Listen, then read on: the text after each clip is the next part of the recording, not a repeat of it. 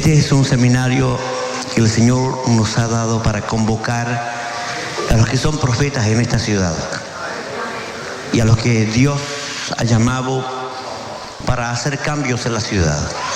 Dios ha traído gente acá y Él ha convocado. Algunos vienen con expectativa, otros vienen a observar.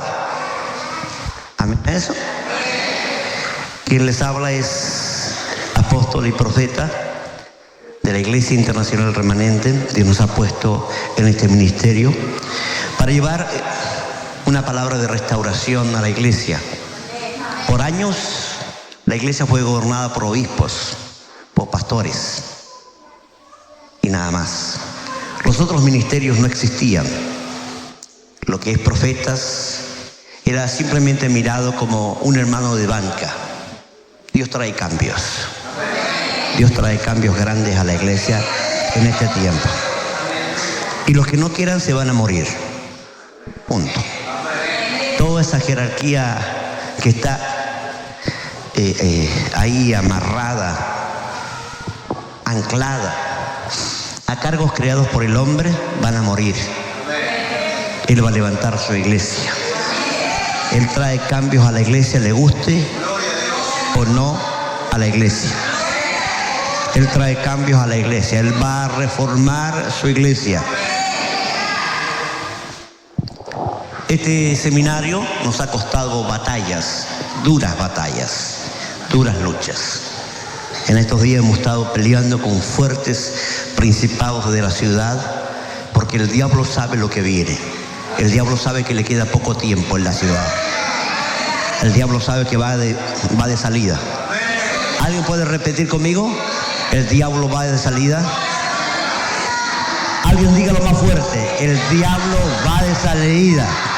Amén. Amén. Amén. Gloria.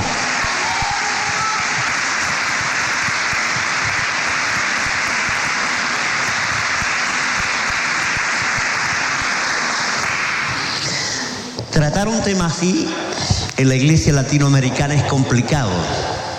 La iglesia latinoamericana, estoy hablando de Chile, Argentina, Perú, Bolivia, Latinoamérica, está muy amarrada a normas que durante más de 100 años hemos vivido. Normas que tienen que ver justamente con el problema de una iglesia formada desde orígenes católicos. Y hemos traído muchos de los católicos. Y una de esas cosas que hemos traído es el obispado. Gran cantidad de nuestras iglesias han sido dirigidas por obispos. Y la Biblia no dice eso. La Biblia dice lo que voy a leer ahora. No lo voy a hacer parar, ni moverse, ni dar gloria a Dios. Este es un seminario. Dice la Escritura en el libro de Efesios capítulo 2, versículos 20 y 21. Edificados sobre el fundamento de los apóstoles y profetas, siendo la principal piedra del ángulo Jesucristo mismo, en quien todo el edificio bien coordinado va creciendo para ser un templo santo al Señor. Ese es el plan original. El plan original no era obispo. El plan original era que el gobierno de la iglesia lo dirigieran apóstoles y profetas. En estos 3 días voy a poner los fundamentos de lo que va a ocurrir de aquí en adelante en la iglesia. Yo no soy Cristo ni soy el Espíritu Santo, pero soy un profeta que trae la palabra de cambio. Vengo a enseñar lo que el Espíritu Santo va a hacer. Y que es lamentable que muchas personas no estén acá para escuchar lo que Dios va a hacer. Porque Dios no hace nada sin mostrarle a sus siervos los profetas. Y los profetas tenemos la tarea de traer la palabra de Dios para decir, esto va a ser Dios. Le guste a quien le guste, le moleste a quien le moleste, le plazca a quien le plazca, Dios lo va a hacer con usted, sin usted o a pesar de usted. Y puede decirle a su hermano que está al lado, Dios lo va a hacer contigo, dígalo, sin ti o a pesar de ti. Dios lo va a hacer. Él es el Señor. Él es el que manda. Él es el mero mero. Así diría un hermano mexicano. Él es el mero mero, el jefe. Y cuando a Él se le place, Él viene y corta, desarraiga, arranca, derriba, derrumba. y construye de nuevo todo, porque Él es el Señor. Quiero comenzar en primer lugar a hablar de qué es un profeta para que usted entienda de lo que vamos a hablar. La palabra hebrea para profeta es roé. Es una de las palabras que se ocupa para profeta en la Biblia en hebreo. Y también la palabra nabí, que es la palabra más común. Y tanto así que para los hebreos la palabra nabí hablaba de todos los escritos proféticos. Porque la Biblia se está dividida en el Antiguo Testamento en la Torá, los nabín y los ketubín. Usted dirá, ¿qué cosa es eso? No se preocupe, ya lo va a entender. Los nabín eran los escritos de los profetas. Y es bien importante notar cuánta importancia tuvieron en el Antiguo Testamento y aún en el Nuevo el mover profético. Tuvieron una importancia como jamás se ha visto. Tanto así que algunos de ustedes tienen Biblia. Levánteme su Biblia. Dice la Escritura, ella misma habla de sí, dice que esa es la profecía más segura, que está escrita por el espíritu profético. Mire la importancia de la profecía y del espíritu profético. Tanto así que el libro de Dios es un libro profético por excelencia. Ahora, comenzando hermanos, vamos a hablar en primer lugar de los tipos proféticos que existen, para que usted entienda cómo fluye esto. No es una sola clase de profetas, hay varias clases de profetas, varios tipos de profetas. Algunos de ellos, de los profetas, vivieron su vida en base a la profecía. ¿Qué quiere decir? Sus vidas mismas fueron palabra profética, fueron acciones proféticas. Un caso de ellos es Abraham. Abraham, Isaac, Jacob eran tipo y sombra de profecía. Le voy a mostrar. Abraham representa al padre. Eliezer, el damasceno, que era esclavo de Abraham y era el mayordomo de toda la casa de Abraham, representa al Espíritu Santo. Abraham manda a Eliezer a buscar esposa para su hijo Isaac. Este Eliezer, tipo del Espíritu Santo, va y busca a Rebeca, tipo de la iglesia. ¿Nota usted cómo las vidas de estos personajes son proféticos? Nos están hablando a nosotros, sus propias vidas, su propia forma de actuar, su propia forma de ser es profética.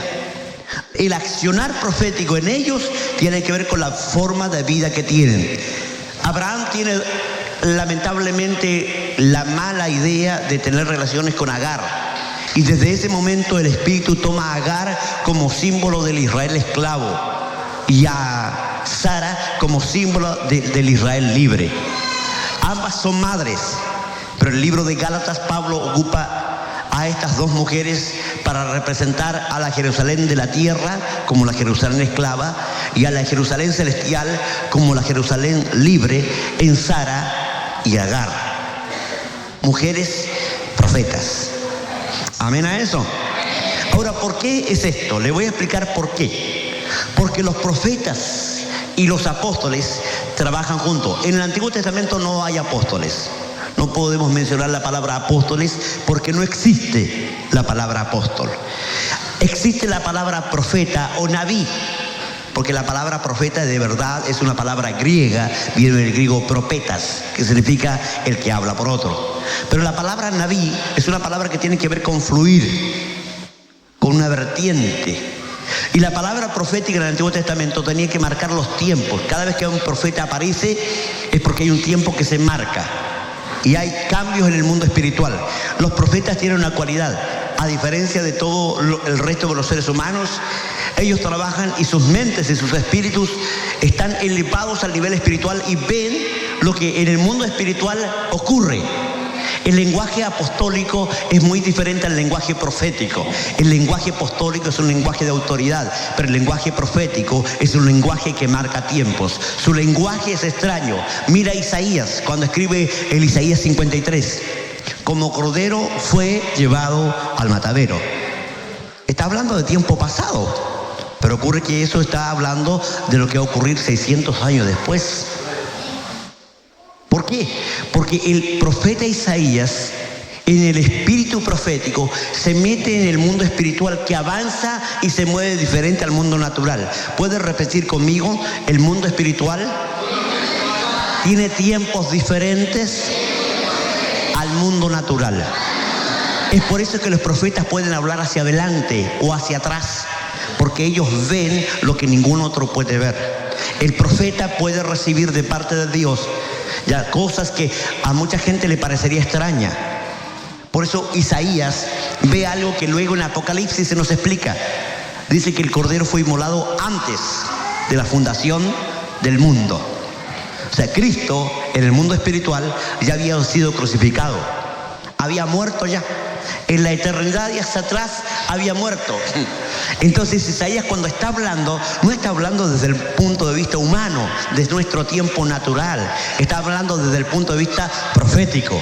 Está mirando, se sumerge en el mundo espiritual y mira hacia atrás, hacia la eternidad, y ve a un Cristo crucificado. No ha venido todavía, no apareció en nuestra tierra, pero Él ya lo ve. Gloria a Dios por los profetas. Cuando Dios levanta profetas de esta clase, profetas en que su propia vida es un tipo y sombra, necesitamos entender que el carácter del profeta es un carácter extraño. Vea el caso de Oseas. Lo mandan a casarse con una adúltera, con una mujer que lo engaña una y otra vez. A muchos de hombres acá no les habría gustado tener esa mujer. Pero el profeta Oseas es un profeta que tiene que marcar ¿qué cosas? Pautas en el mundo espiritual del amor de Dios. Amén a eso, de cómo Dios ama a la iglesia y cómo Dios la perdona una y otra y otra y otra vez. Cada uno de los profetas tiene un carácter simbólico. El caso mismo de Ezequiel. ¿Qué le parecería a usted que a Ezequiel Dios le manda a comer excremento? O sea, comer su comida cocinada en excremento humano.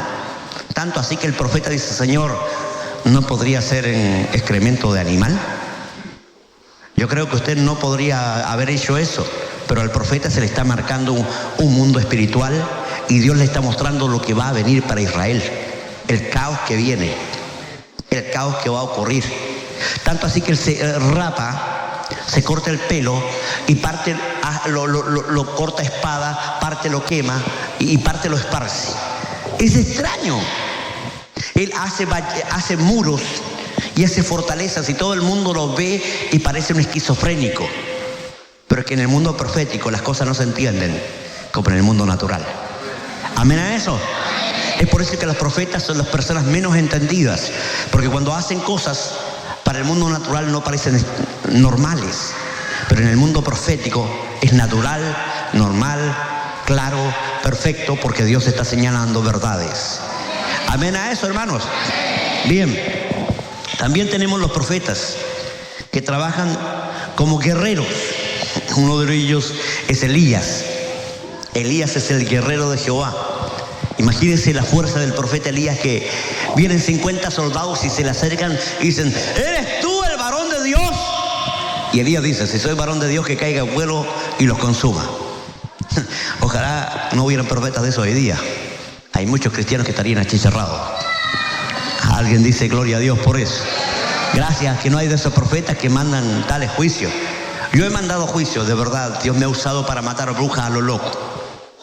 ¿Ya? Pero en el mundo espiritual uno ve cómo la palabra de juicio en la boca del profeta guerrero es tremendamente importante. Los profetas son de por sí gente de guerra. No son gente de paz. Si usted ve a Elías, no es un hombre amable, gentil. Es un hombre tosco, brusco. ¿Me está entendiendo? Es un hombre que se viste de pieles de camello, que come miel silvestre, que viste en el campo, que camina en los desiertos, que no es un hombre que se junta con la gente. El profeta no es un hombre acostumbrado a vivir con la gente. Es un hombre que está acostumbrado a vivir en la soledad. Tanto así que algunos dicen que Elías es un profeta que aparece de repente y desaparece de repente, porque con la gente él no puede vivir. Él vive solo. Él vive abandonado. Todas las batallas y victorias que tiene Elías no le sirven para tener amigos. Él no tiene amigos. Es un profeta abandonado porque es un profeta guerrero.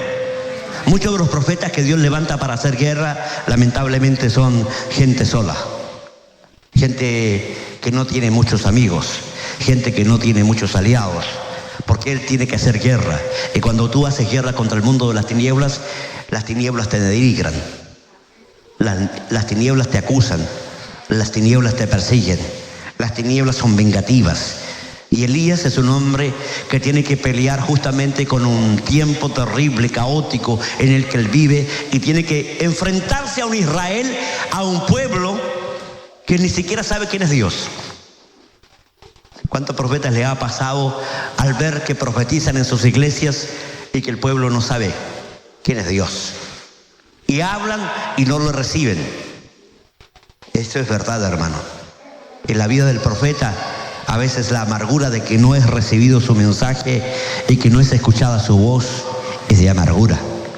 Porque el Espíritu Santo le hace sentir justamente que Él está trayendo vida para restaurar, pero que no hay quien le escuche, no hay quien le oiga, no hay quien le preste atención. Es un loco, una loca, es una tarada, una imbécil, es una fanática. ¿Por qué? Porque el diablo lo que hace es que el pueblo no escuche a los profetas. Y haciendo eso permite que el pueblo se vea destruido. Porque el profeta guerrero es aquel que viene para libertar. Elías es un hombre que viene para libertar a la nación de Israel. ¿Y después qué pasa con Elías? Señor, he quedado solo. Y él quiere morirse. Tiene espacios de depresión. ¿Es extraño para un profeta que tenga espacios de depresión? No, Elías los tiene. Pero los tiene porque ve que el pueblo de Dios no entiende que Él es un profeta especial, que es un profeta que viene para libertarlos, para sacarlos del caos, para sacarlos de la idolatría. Y les digo de verdad, los reyes y los profetas nunca conviven juntos. A mí me ha pasado. Yo he estado en iglesias en que el pastor me tiene bronca. No me pasa, no me traga. No me traga porque yo no puedo traer una palabra que a él le gusta. Tengo que traer la palabra que a Dios quiere que yo hable.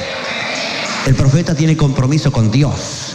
El profeta es un hombre que trae palabras de revelación. Amén a eso. Es bien importante notar esta clase de profetas. También están los profetas mesiánicos. Un caso es Jonás. Jonás es un profeta muy particular. Y a pesar de que es un profeta terco, como muchos, porque hay muchos profetas que son tercos, Dios les manda a hablar y no quieren hablar. Señor, usa otro, porque la carga profética a veces es dura, hermano. Y a veces uno dice, no, ya no hablo más porque esta gente no escucha, o esta gente no se quiere arrepentir, o esta gente no quiere... Bueno, ese es el caso de Jonás. Jonás sabía y conocía quién era Dios, y Jonás es mandado a los ninivitas, un pueblo que en ese momento era el imperio que tenía su pueblo Israel subyugado. ¿Se imagina a un profeta que le mande a un país que está subyugando? Voy a dar un caso claro. ¿Se imagina usted que en la plena guerra de las Malvinas Dios lo manda a Inglaterra a profetizar? ¿Cómo se vería usted? ¿Cómo ir a predicarle a los ingleses? Yo quiero matarlo. No les voy a ir a profetizar bendición y que Dios los va a restaurar y que Dios va a bendecir su nación. No puedo, porque tengo problemas nacionalistas. Hay guerra y ellos no vienen a pelear y a quitar cosas. Pues así se ve Jonás. Jonás es enviado a un pueblo a que él odia y arranca. Pero no sabe que esto de arrancar es un plan de Dios. Él cree que él está arrancando, pero Dios está planificando que él sea señal para algo. Amados, nada de lo que hacemos en esta vida sale del control de Dios. ¿Puede repetirlo conmigo? Nada de lo que hacemos en esta vida sale del control de Dios. Jonás creía eso. Creía que podía arrancarse. En medio del barco durmiendo, lo despiertan y lo hacen que declare, y él declara que es hebreo, que teme a Jehová, los puso en el mar y un pez lo traga. Hasta ahora han peleado los teólogos por saber qué clase de pez es, pero Jonás está muerto. Él dice, desde el Seol clamé, él murió. Es un profeta que pasa 3 días y 3 noches muerto en el vientre del pez. Él murió. había muerto, falleció. Pero allá en la tumba misma, donde él está muerto, donde su alma está atrapada, en el Seol, dice: desde el Seol clamé. Clama desde la muerte misma. Estando en la muerte, él clama. Dios lo resucita y lo manda a predicar a Nínive. Digan conmigo: ni muerto te salváis del llamado. Amén a eso. Ni muerto. Jonás ni muerto se salvó del llamado. Dios le dijo: anda a Nínive. No, él se fue para otro lado. Dios lo mató, lo tuvo 3 días muerto y lo resucitó. Le dijo: ahora anda y cumple tu labor. Esa es la vida de este hombre llamado Jonás, tipo y sombra. Jesús habla de él en el capítulo 12, versículo 40 del libro de Mateo. Es la única señal. Mire qué bendición para Jonás. Es la única señal que indica que Jesucristo es el Mesías. Jesús dice esta palabra acerca de Jonás: no será dada otra señal sino la señal del profeta Jonás. La única señal que indicaba que Cristo era el Mesías es que había de estar 3 días y 3 noches en el corazón de la tierra, muerto, y habría de resucitar al 3er día. Cristo no fue crucificado un viernes, fue crucificado un miércoles. Si usted dice que fue un viernes, eso es católico, no es bíblico. Fue crucificado un miércoles. Miércoles de 3 a 6 de la tarde, Cristo fue sacado y ya muerto de la cruz. Jueves, viernes, sábado. Sábado entre 3 y 6 de la tarde, Cristo estaba resucitado. 3 días y 3 noches. Por eso el primer día de la semana, el domingo, ya no estaba en la tumba. Él estaba vivo. ¿Pero quién lo profetizó? Sin saber, el terco Jonás fue usado. Dile a tu hermano: aunque seas terco, Dios te usa. Amén a eso. A muchos les llegó esa palabra, Hay muchos que son porfiados y tercos, y Dios quiere usarlos. Y a pesar de que son tercos y porfiados, Dios igual los ocupa. Porque así trabaja el Espíritu de Dios. Ahora, también tenemos a otros profetas escatológicos. Un caso claro es Zacarías. Los profetas escatológicos son muy raros. Y le voy a explicar por qué son raros. Porque su profecía no es para su tiempo. ¿Me está entendiendo? No es para su día. Él habla, pero no es para él, ni para su gente. Es para el futuro. Daniel es el profeta que cuando escribe el capítulo 11 del libro de Daniel, habla de un tiempo de 400 años de historia que se cumple al pie de la letra. Hay teólogos que dicen que Daniel lamentablemente no pudo profetizar de la forma que profetizó porque es demasiado exacta. Estos teólogos no están convertidos, por supuesto. Porque alguien que conoce a Dios sabe que Dios conoce todo el futuro, todo el pasado, todo el presente, y que a Él no se le escapa nada. ¿Ya? Y cuando uno lee la profecía del capítulo 11 de Daniel, ve cómo tan certeramente Daniel profetiza parte por parte lo que va a ocurrir en los reinos hasta ese momento. Qué tremendo es tener profetas que puedan decir cosas tan exactas, porque hoy día uno hasta duda de los profetas. ¿Ha notado eso? Hay un espíritu: ¿será de Dios? Este está hablando, pero ¿me ocurrirá? Pero note la exactitud de los profetas. Si usted lee todo el Antiguo Testamento, notará una clave. También Dios critica mucho a los profetas. Lea Jeremías. Jeremías acusa fuertemente a los falsos profetas, a los que Dios no mandó, a los que Dios no le dijo nada, y empezaron a hacer paños mágicos y otras cosas para cazar almas. Me acuerdo de esto porque ocurre que hay un Micaías por ahí que le habla a Acab. 450 profetas contratados por Acab. Mire qué iglesia más pentecostal esa. ¿Ha visto una iglesia con 450 profetas? Esa sí que es iglesia pentecostal, 450 profetas profetizando. ¡Miri! Hablando en lengua. Quema la rama seca, camisa manga larga, rana flaca. Hablando en lengua. Y viene uno, porque Josafat le dice: no hay otro profeta. Perdón. A mí me parece extraño que Josafat diga esto. Hay una iglesia pentecostal que tiene 450 profetas que profetizan, y el rey habían invitado a otro pastor, y ese pastor le dice al pastor de casa, ¿no tienes otro profeta? 450 le habían profetizado y buscaba otro profeta. A mí me parece re extraño, hermano. Algunos pueden que no lo hayan visto, pero si 450 profetas profetizan lo mismo, como que para creerlo. ¿No le parece? ¿Se imagina que 450 profetizaran lo mismo? Yo creo que el apóstol Hugo dice, vamos todos para allá porque el Señor habló. Y yo le dijera, ¿no tenía otro profeta por ahí? Pues Micaías estaba ahí y dice, sí, tengo uno, pero nunca me habla bien. Siempre me profetiza mal. Porque parece que eso es que queremos de los profetas. Ah, Señor, háblame, pero no me hables mal. ¿Ha notado eso, hermano? Siempre uno espera que el profeta le diga, aquí el Señor te va a bendecir y te va a hacer crecer. Porque yo me acuerdo que un día profeticé a una persona, le dije, tú eres un terco, un burro, un testarudo. Eres tan terco y tan testarudo que Dios no te puede hablar. Y te ha hablado muchas veces y no quiere hablarte porque eres terco, no quiere entender. Eres un viejo desgraciado terco. Y la persona era una persona de edad, de unos 60 años. Me miraba con unas ganas de pegarme el tipo. No me pegaba porque era uno de los pastores que había sido invitado. El problema es que todo el resto escuchó lo que yo le estaba diciendo al pastor ese. Y a él no le estaba gustando lo que yo le estaba diciendo. ¿Ya? El problema es justamente que esperamos que los profetas nos profeticen siempre bien. ¿Amén o no? La mayoría de ustedes cuando vienen a la iglesia y se levanta un profeta y el Señor lo comienza a tomar, pues dice, ay, háblame Señor, háblame, pero que sea bueno. ¿Amén o no? Pero nos molesta cuando dice, te tienes que arrepentir porque hiciste esto y aquello. Ya, ahí ya no es profeta de Dios.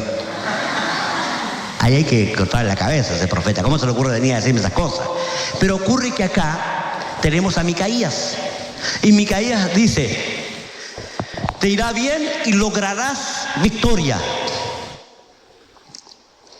Y a mí me marca la atención que Acab le diga, profetízame la verdad. Acab sabía que los 450 profetas que estaban ahí mentían. Lo sabía. Y le obliga al profeta a profetizarle bien. Profetízame la verdad. ¿Se imagina un pastor que sepa que todos sus profetas son falsos y lo aguante? Yo me acuerdo muy bien y quiero contarles aquí una experiencia. Yo me acuerdo muy bien, fui a una iglesia pentecostal y se levanta un profeta y comienza a profetizar y Dios habla por él según el profeta. Luego se levanta otro y dice, yo no era el primero, ahora soy yo. Y empieza a profetizar. Y luego se levanta un tercero y dice, el primero era yo, el segundo no era yo y ahora soy yo. Se armó un lío bárbaro, hermano. Porque ahora, ¿a quién le creemos de los tres? Pues este Micaías dice claramente la palabra profética y es un profeta guerrero que le declara a Acab lo que le había de pasar. Los profetas del Antiguo Testamento eran gente que tenía una consagración. Había muchos profetas. Ahora, también están los profetas de la restauración como Ageo. Quiero hablar en primer lugar de algo que a mí me marca mucho en cuanto a lo profético. Cuando Samuel recibe la unción profética, porque a Dios llama a Samuel y dice, Samuel, Samuel, y él no entiende y cree que es Elí y va donde Elí y Elí dice, no, anda y acuéstate, yo no soy. Samuel, Samuel, y él no es, hasta que Elí se da cuenta que Jehová está llamando al muchacho. Samuel es llamado y él forma una escuela para profetas. Cuando él llega al ministerio profético forma 3 escuelas, una en Jericó, una en Gilgal y una en Betel. ¿Por qué? Para enseñar a los profetas cómo percibir el Espíritu de Jehová. Ahora, ¿cuál es el plano en que hablan los profetas? Primero hablan en un tiempo kairos. Quiero que me entiendan, un tiempo kairos, un tiempo de Dios. Anuncian verdades en el mundo espiritual y los profetas hablan a 3 clases de personas. En primer lugar, la tarea profética tiene que ver con el pueblo de Dios. ¿Sabía cuántas iglesias se ha parado el ministerio profético hoy? ¿Y en cuántas iglesias no se acepta? ¿Y en cuántas iglesias no se cree? Pero el ministerio profético en Israel era importantísimo. Dígalo conmigo. Importantísimo.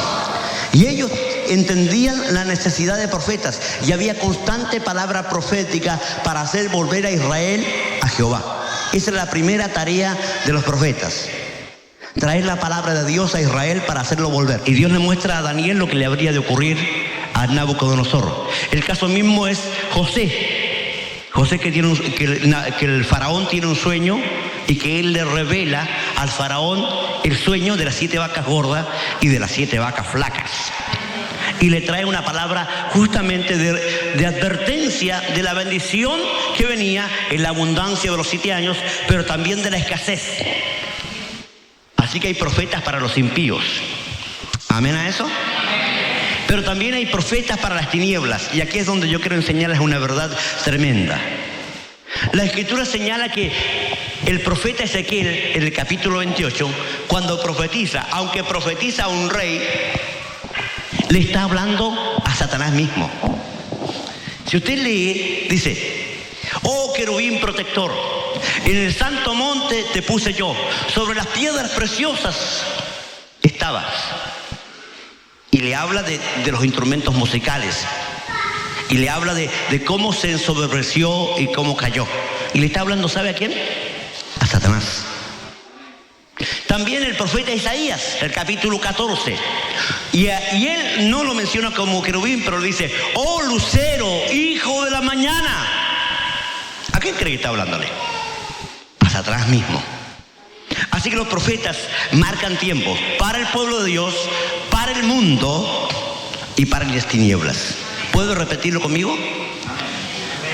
Para el pueblo de Dios, para los gentiles y para las tinieblas. Los profetas hablan y marcan tiempos. Esa verdad hoy día se ha olvidado. La mayoría de profetas, a causa de una falta de colegio, de una falta de escuela, no han fluido como profetas y no han hecho lo que deben hacer. Hay un trabajo fuerte en el Kairos de Dios. Hay necesidad de que los profetas se capaciten. Alguien debe decir un amén fuerte acá. Así me gustó. Muy bueno el amén. Pero es bien importante usted que entienda que el fluir profético, porque este día vamos a hablar solamente de teoría, mañana vamos a practicar algunas cosas en el mundo espiritual, no se pierda mañana, vamos a aprender cómo profetizar sobre nuestro hogar, sobre nuestros hijos, cómo saber si soy profeta, qué niveles de profetas hay un montón de material, no se pierda mañana, pero quiero hoy día hablar justamente de la tarea de los profetas con el pueblo de Dios. ¿Cuál es la tarea del profeta con el pueblo de Dios? En primer lugar, la tarea del profeta tiene que ver con una palabra griega que aparece en el libro de 1 Corintios, capítulo 14, versículo 3. Y dice que los profetas, en cambio el que profetiza, habla a los demás para edificarlos, animarlos y consolarlos. 3 cosas. Edificarlos, animarlos y consolarlos. Quiero ir al original para explicarles el texto griego, lo que significa las palabras en el griego. La palabra edificar viene de una palabra griega que es ikodome. Repítalo conmigo. No está hablando en lengua, está hablando en griego. Ikodome significa construir el techo. El techo. La casa, Dios creó la iglesia como casa. ¿Me está escuchando? Los profetas y los apóstoles ponemos el fundamento. Así dice la Escritura. Que es Cristo. Los profetas trabajan en el Espíritu de Cristo y los apóstoles trabajamos en el Espíritu de Cristo. Lo voy a explicar el tercer día. Pero los pastores y maestros y evangelistas trabajan en el muro. Los evangelistas son los que traen los ladrillos. ¿Me está escuchando? Los pastores son los que ordenan los ladrillos. Y los maestros son los que revocan para cubrir esos ladrillos con la doctrina. ¿Me está entendiendo cómo se construye? ¿Ya? Vamos a ver si lo entendió. ¿Los evangelistas qué hacen? ¿Cuántos evangelistas acá?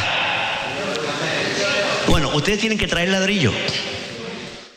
Eso significa ganar almas. Ladrillos para la casa. Ustedes tienen que traer los ladrillos. ¿Los pastores qué hacen? Los acomodan, van poniendo ladrillo, le echan mezcla, van uniendo ladrillo con ladrillo. ¿Y los maestros? Revocan. Están entendiendo, gloria a Dios.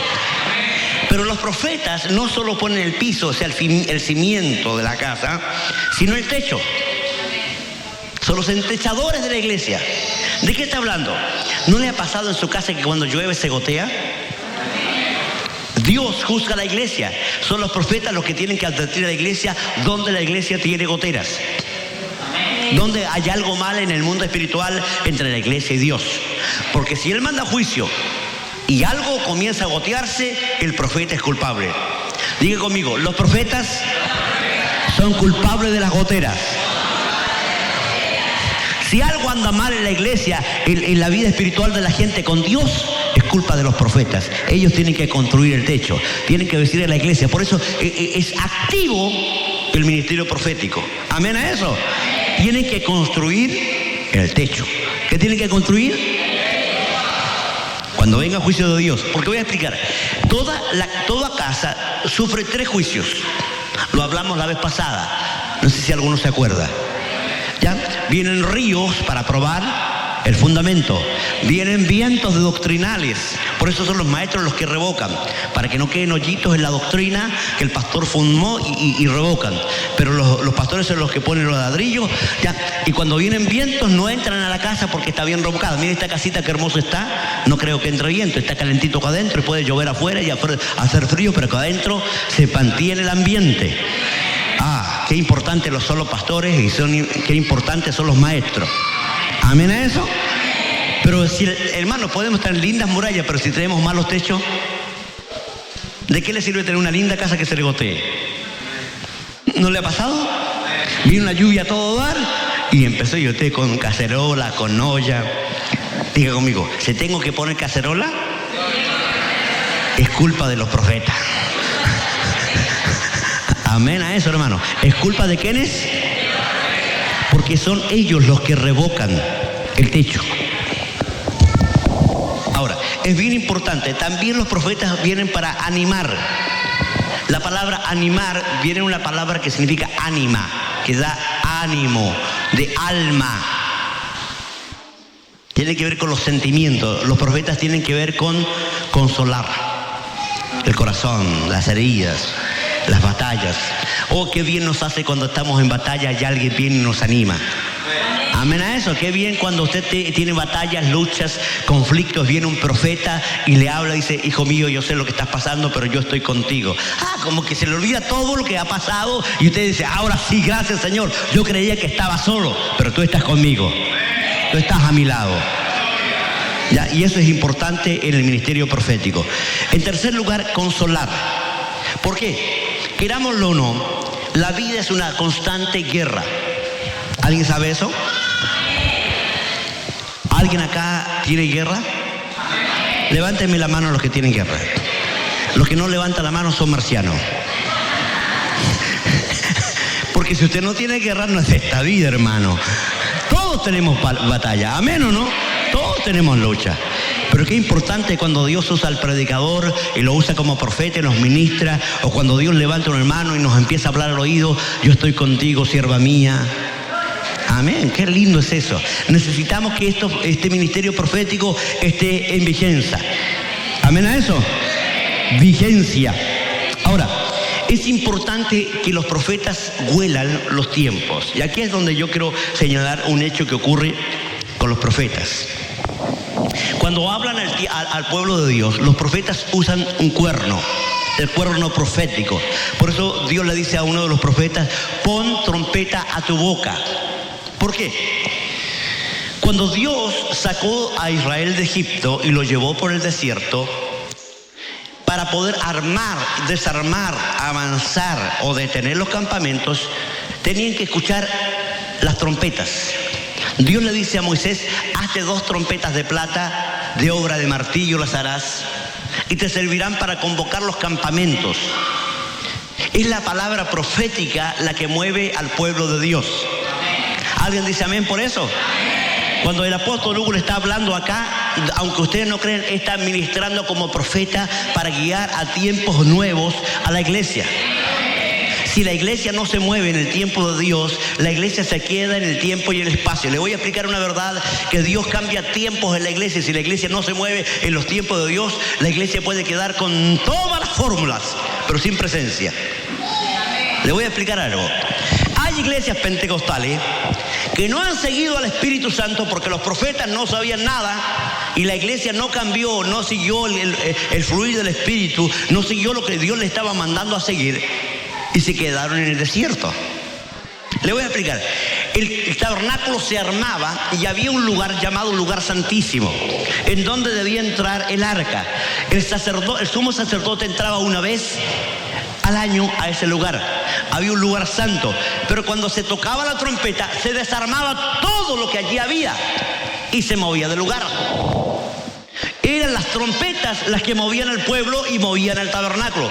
Si alguien estaba aquí 2 días después, y aunque había habido la presencia y la gloria de Dios allí, ahora no había nada. ¿Me está escuchando? ¿Sabe lo que le ha pasado a la iglesia de este tiempo? La iglesia se quedó en el desierto porque no ha seguido a Dios. Dios ha traído cambios a la iglesia y la iglesia no ha seguido los cambios. Los profetas no han tocado las trompetas. Nadie ha hablado. No se ha movido en el mover de Dios. Y cuando alguien no se mueve en el mover de Dios, la gloria se va.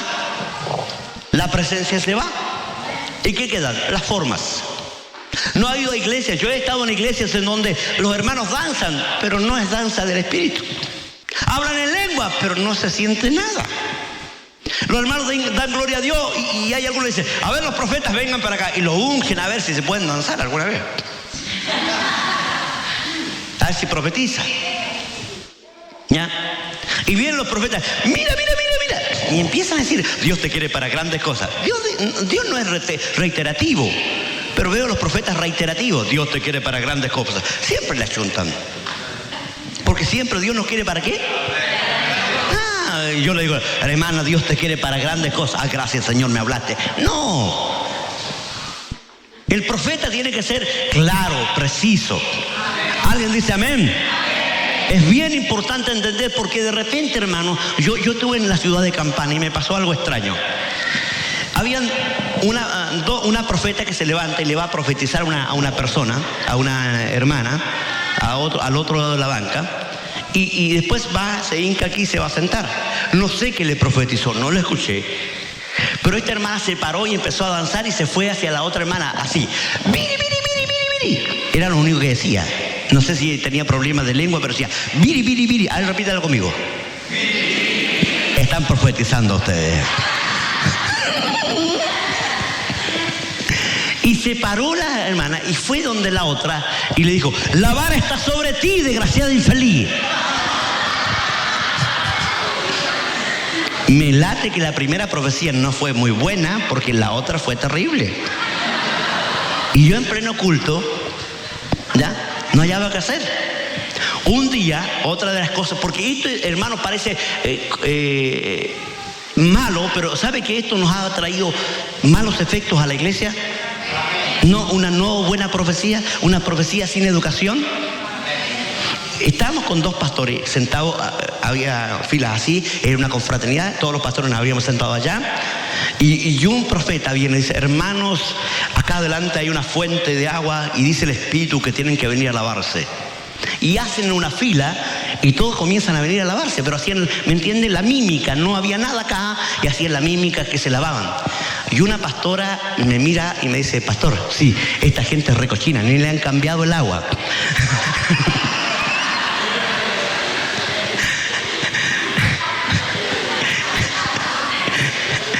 ¿Me está entendiendo? Se cometen ridiculeces a causa de una mala enseñanza en la palabra profética. Se cometen malas cosas y estas cosas afectan el ministerio. Porque la gente que los ve dice, no, yo no acepto profetas. Yo no acepto profetas. ¿Por qué aceptar profetas cuando ocurren situaciones malas? Me acuerdo en una iglesia que el pastor lo subían de pastor, lo bajaban de pastor, lo subían de pastor los profetas, lo bajaban de pastor, ponían a otro, y era un caos. El pastor me dijo, ¿sabe qué? Como usted profeta puede venir a ayudarme. Ya. Yo llegué a la iglesia, me paré, le dije, bueno, ¿cómo están, hermanos? Dios les bendiga, ustedes me conocen, saben que yo soy profeta. El pastor me dice que yo tengo que orar por los profetas, así que todos los verdaderos profetas pasen, porque a los falsos los vamos a descubrir. Adivinen cuántos pasaron. Ni uno. No había ni uno. Nadie pasó. ¿Me está entendiendo? El grave problema radica en que la mala educación profética ha traído conflictos a la iglesia. Alguien debe decir un amén fuerte acá. Pero el ministerio profético debe mirarse desde el punto de vista neotestamentario. Yo mando a la iglesia a leer los profetas, a entender cómo los profetas ven las cosas, cómo los profetas miran, cómo actúan, cómo piensan, cómo razonan, cómo fluye su ministerio profético. Porque si no entendemos el ministerio profético, lo que Dios quiere hacer en este tiempo, hermanos, será caótico para muchos. Le voy a explicar mañana por qué tiene que prepararse y hacerse una escuela profética hoy.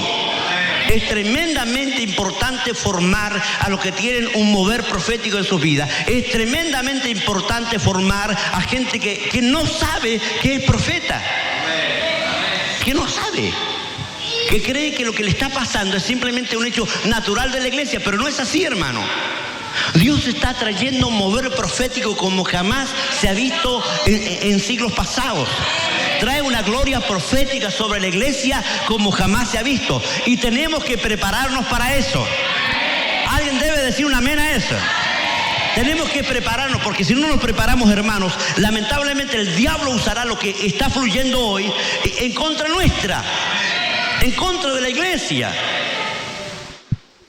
Yo quiero contarles la historia de la iglesia, porque la historia de la iglesia ha sido marcada por moveres proféticos y por moveres de avivamiento. Un caso claro fue Lutero. Lutero, cuando vino la reforma, reformó la iglesia, año 1500, hace 500 años. Y hubo un movimiento pentecostal que fue apagado por la iglesia, no lo aceptó la iglesia. Y han habido otros movimientos en donde el Espíritu Santo se ha derramado. Veo un caso claro de lo que ocurrió el año 1900 en Chile, en Italia y en Estados Unidos. En Chile vino un mover pero tremendo. Quiero contar la historia porque es tremendamente importante entender cuando hay profetismo dentro de la iglesia. Vino un avivamiento a la iglesia en Chile. Quiero contar parte de lo que ocurrió porque es bien importante que usted entienda que la historia no puede volver a repetirse. Si alguien no estudia la historia, vuelve a repetir los mismos errores que otros cometieron. ¿Me está entendiendo? Otros cometieron errores y si uno no estudia la historia, vuelve a cometer los mismos errores que otros sucedieron. El año 1909 ya ocurrió un tremendo avivamiento en la metodista episcopal. Hasta ese entonces, la mayoría de los predicadores bautistas, presbiterianos, wesleyanos y otros predicaban en los barcos porque en Chile no se les permitía predicar a los criollos. No se les permitía, estaba prohibido. Estaba prohibido. Tanto así que, si usted no lo sabe, el año 1925 recién tuvimos cementerios cristianos. Porque hasta ese entonces a los creyentes se nos enterraba en un basural que había detrás del Cerro San Cristóbal porque no teníamos derecho ni a casarnos ni a cementerio. O sea, han venido luchas y vino un mover del espíritu tremendo en la iglesia metodista episcopal que predicaba a los criollos y comenzaron la gente a hablar, a caer, a reírse, a hablar en lengua y un mover profético como jamás se vio. A Huber lo echaron de la iglesia porque ellos no aceptaban ese mover dentro de la iglesia y él estaba en Valparaíso y se vino a Santiago. En Santiago el movimiento siguió y nació lo que se llama la iglesia J.B. y la iglesia Sargento Aldea. Y luego en Curicó apareció otra iglesia. Estas tres iglesias crecieron de una forma increíble, tremendamente increíble, por el mover que había dentro de la iglesia pentecostal. No ocurrían cosas que hasta hoy día vuelven a ocurrir, pero algunos no lo creen. Ejemplo, las caídas, las risas, oro, aceite. ¿Me estoy entendiendo? Eso está históricamente registrado. Está históricamente registrado y el mover profético se movió dentro de la iglesia y claro, las primeras cosas que comenzaron a ser raras fue la danza. brasileños vinieron a Chile, y hermanos, ¿sabe cómo le llamaron a la danza? Samba canuta. Claro, porque a los evangélicos en Chile llamaban canutos, debido a que un obispo católico, don Canut de Bonn, se convirtió en Temuco y empezó a predicar en la calle. Entonces a todos los que predicaban en la calle le llamaban, no le podían llamar bonianos, le llamaban canutos. En Chile es natural, a los evangélicos le llaman canutos, por ese hecho. Entonces cuando vinieron estos pastores brasileños y vieron que los pentecostales empezaban, era aeróbica espiritual, ¿me está entendiendo? Les pareció raro, nunca lo habían visto. Y ocurre que le llamaron samba canuta. Claro que el nombre se desvirtuó del tiempo y hoy cuando hay una pelea, esta es una samba canuta, o sea, un lío. ¿Ya? Pero la samba canuta nació en el mover pentecostal del año 1909 y la iglesia en Chile creció. Y le voy a explicar, la persecución era tremenda, pero el Espíritu Santo hablaba y los pastores profetizaban y Dios se movía. Yo me acuerdo muy bien porque la historia chilena del mover pentecostal fue tremenda y tremendos hombres de Dios como el pastor Rojas, un pastor que vestía de blanco, con una barba inmensa, que andaba con sandalias, parecía Jesucristo, y recogía a todos los borrachos. Un día a él, yo me acuerdo muy bien de ese hecho porque está en la historia, dice que a él entró a robar un ladrón y lo pilló. Pilló al ladrón, robando. Justamente en el ropero, en el placar, sacando algunos sacos. Y el ladrón no hallaba qué hacer, le dijo, mijito, ¿necesita ropa? Mire, aquí hay más ropita, acá le busco ropita, a ver, acá hay zapatito. Y el ladrón dice que no hallaba qué hacer, porque el pastor le estaba regalando todas las cosas que tenía. Y mañana, si necesita, viene a buscar más. ¿Le parece? ¿Me está entendiendo?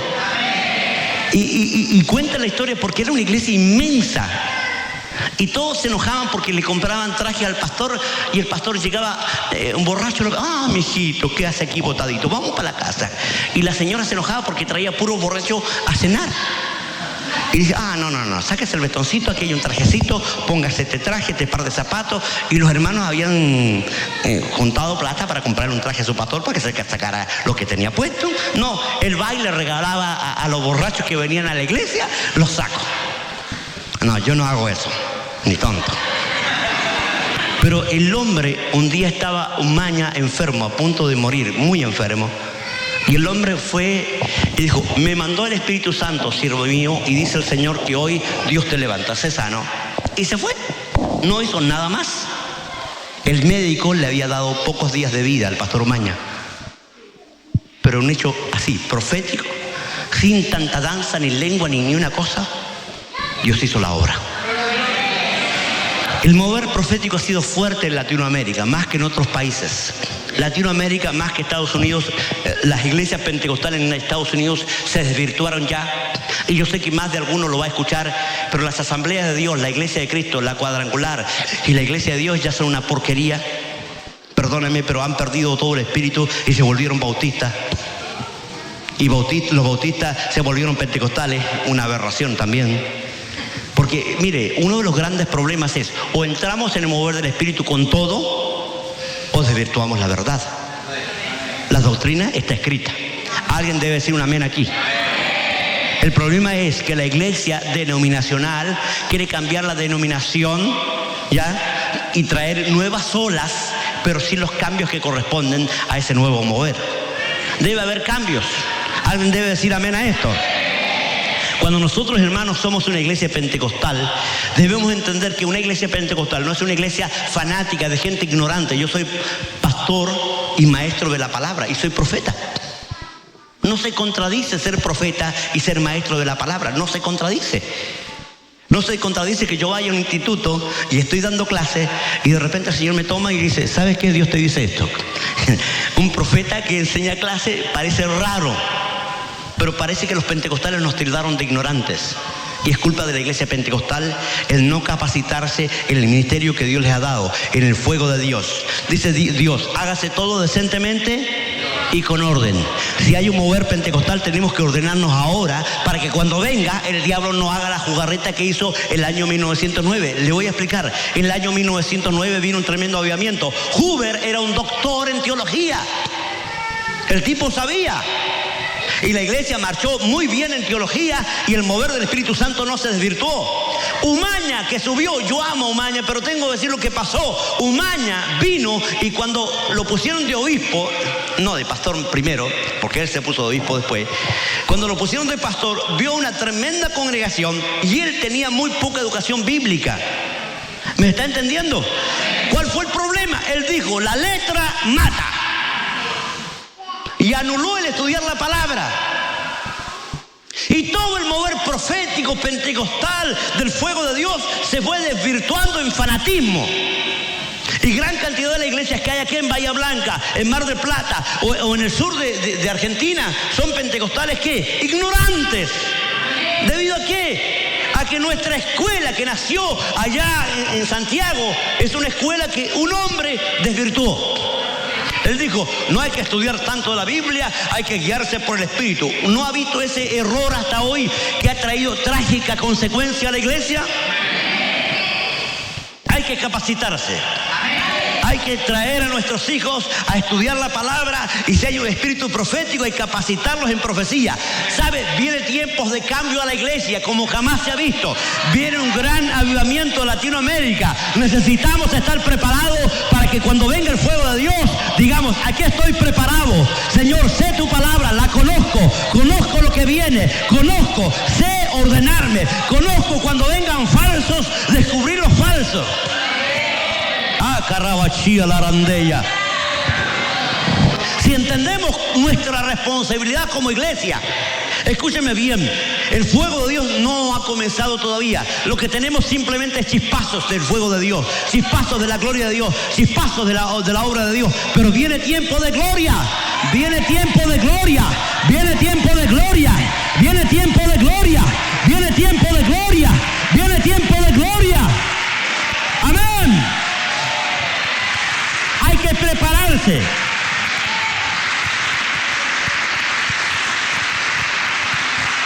Algunos creen que un seminario profético es simplemente que yo voy a comenzar a hablar en lengua y a profetizar. No, yo vengo a capacitarte a ti para que reconozca a los que son y a los que dicen ser. Para que reconozca el llamado y el ministerio que Dios te ha colocado. Para que sepas hacia dónde tienes que apuntar y qué tienes que prepararte. Para que conozca el fluir del Espíritu que viene. Porque yo le digo, la Biblia dice, derramaré de mi Espíritu sobre toda carne. Y vuestros hijos y vuestras hijas profetizarán. De cierto derramaré de mi Espíritu, dice el Señor. Y viene un derramamiento glorioso como jamás se ha visto a Latinoamérica. Latinoamérica, prepárate. Viene gloria de Dios. Gloria a Dios, viene gloria de Dios, como jamás se ha visto. Oh, gloria a Jesús. Póngase de pies, póngase de pies, póngase de pies. Oh, gloria a Dios, gloria a Dios. Hay una presencia del Espíritu tremenda en este lugar, hermano. Hay algunos que lo están sintiendo, yo lo sentí de atrás. Hay una gloria a Dios, hay algo que Dios quiere hacer con esta iglesia. Bacalara tía laya sobacanda lara cua. Emando lo robo yo sotoro bacanda. Gloria de Dios, gloria de Dios, gloria de Dios, gloria de Dios, gloria de Dios, gloria de Dios, gloria de Dios, gloria de Dios, gloria de Dios, gloria de Dios, gloria de Dios. Poder de Dios, poder de Dios, poder de Dios. Tararía soto lo bacanda la rayiza laya. Oh, gloria a Dios, gloria a Dios. Por lo que viene, por lo que viene, por lo que viene. Prepárate, prepárate. El Señor está llamando a prepararse. Habrá gente que saldrá de aquí a naciones. A gente que saldrá de aquí a naciones. Prepárate, prepárate, capacítate, entrénate. Busca, santifícate, conságrate. Dios va a traer gloria como jamás ha visto. La gloria postrera será mayor que la primera, dice el Espíritu. La gloria postrera será mayor que la primera, dice la palabra. La gloria postrera será mayor que la primera. Viene gloria. Se siente como lluvia. Se siente como lluvia. Se siente como lluvia. Se siente llover. Pare un poquito, pare un poquito. Yo quiero que hagas esto conmigo. Por favor. Todos hagan esto conmigo. Nada más que esto. Así. Nada más. Haga esto. Silencio, nadie hable. Golpeen fuerte los primeros dedos. Golpeen fuerte. Ahora vos.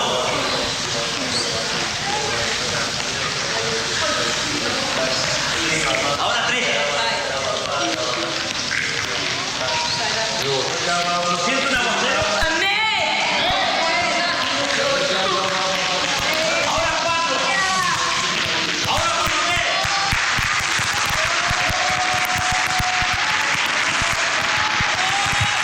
Así viene la lluvia. Así viene la lluvia. Así viene la lluvia. Así viene la lluvia. Así vendrá la lluvia. Así vendrá la lluvia. Lluvia viene.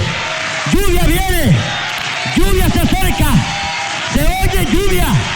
Se oye lluvia. Se oye lluvia. Oh, gloria, gloria, gloria, gloria.